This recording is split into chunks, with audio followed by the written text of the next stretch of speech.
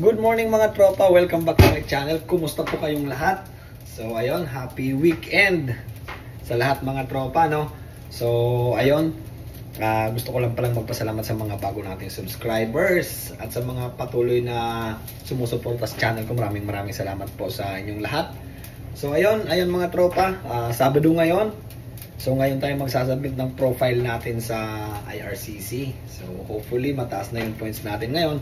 Kasi last time na nag-submit kami ng profile, so winidraw namin kasi sobrang baba ng points. So there's no chance for us to get the invitation. So kaya ayun, winidraw namin at saka gagawa kami ng bagong profile ngayon. So hopefully this time, medyo mataas-taas na yung points na makuha natin. And yun, i-update ko kayo sa mga susunod na araw kung ano na yung progress dun sa application natin, ano. Kasi alam naman natin yung Canada ngayon, nakakatakot, nakakakaba kasi ang daming changes. But it is what it is mga tropa, no. At least ginawa naman natin yung best natin, lahat ng makakaya natin to get the PR. But let's see sa mga susunod na weeks, buwan, kung ano ang kalalabasan. So ayun mga tropa, no, Sabado ngayon, nagluluto nga pala tayo ng, hindi ko pa ba alam kung almusal to o tanghalian, hapunan na kasi 12 na. So ito yung ano natin ngayon mga tropa, ito yung pagkain natin ngayon. Danggit, yes sir, danggit at saka yan, sinangag. Tapos magluluto tayo ng itlog mamaya pag naluto itong sinangag natin para mainit-init pa. Kaso ang problema natin mga tropa, naubusan tayo ng suka para sa sausawan nung walang suka. Bibili na lang mamaya ng konti. So ayun, kumusta kayo mga tropa? So ito nga pala yung tinitirahan namin, no. Hindi naman ganun kalaki. So okay naman kahit papaano. Grateful pa rin. So ayun mga tropa, ganun lang yung buhay dito sa Canada, no. This year medyo nakakakaba. Tsaka marami nang umuwi mga tropa actually, no. Dahil yung iba nag-expired na work permit, yung iba naka-tourist, tapos alam naman natin na yung mga tourist na nagtatrabaho is illegal yan, yung iba kasi nakipagsapalaran. So marami nang umuwi mga tropa, no, na nakakalungkot lang kasi sa kabila nung ginastos nila, yung gumastos sila ng malaki, tapos at the end of the day mapapabalik lang sila ng Pilipinas. So ganun talaga. Sabi nga lahat naman ay may risk.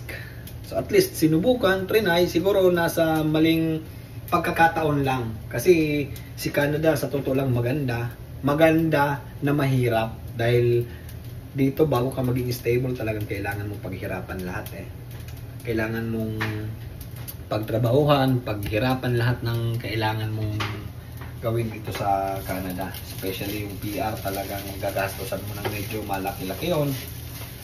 So ayun, hopefully mga tropa, talaga medyo kinakabahan ako ngayon dahil hindi ko alam kung ano yung kalalabasan ng application ng profile namin, kung mataas ba yung points or mababa ba yung points na makukuha namin.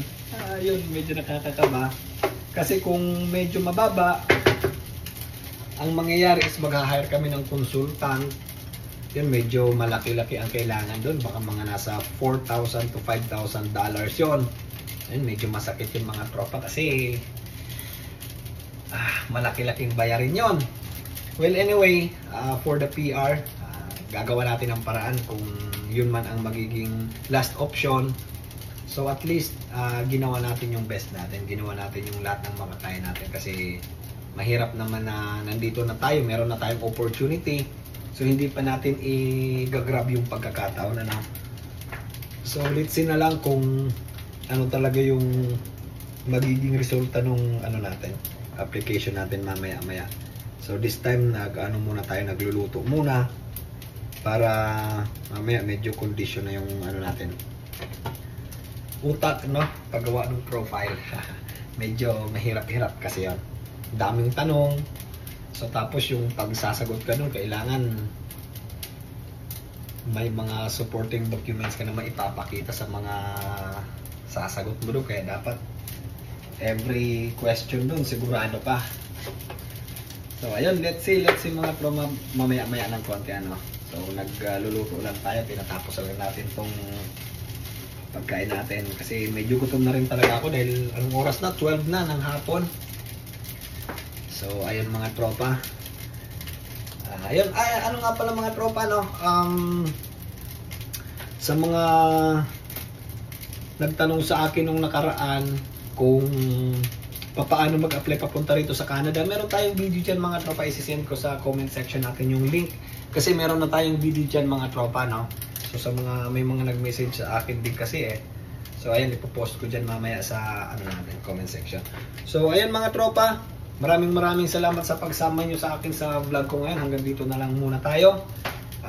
Tapos na kasi itong niluluto ko, kakain tayo para ayun, gagawa na tayo ng propan. So let's go mga tropa, see you sa next video natin.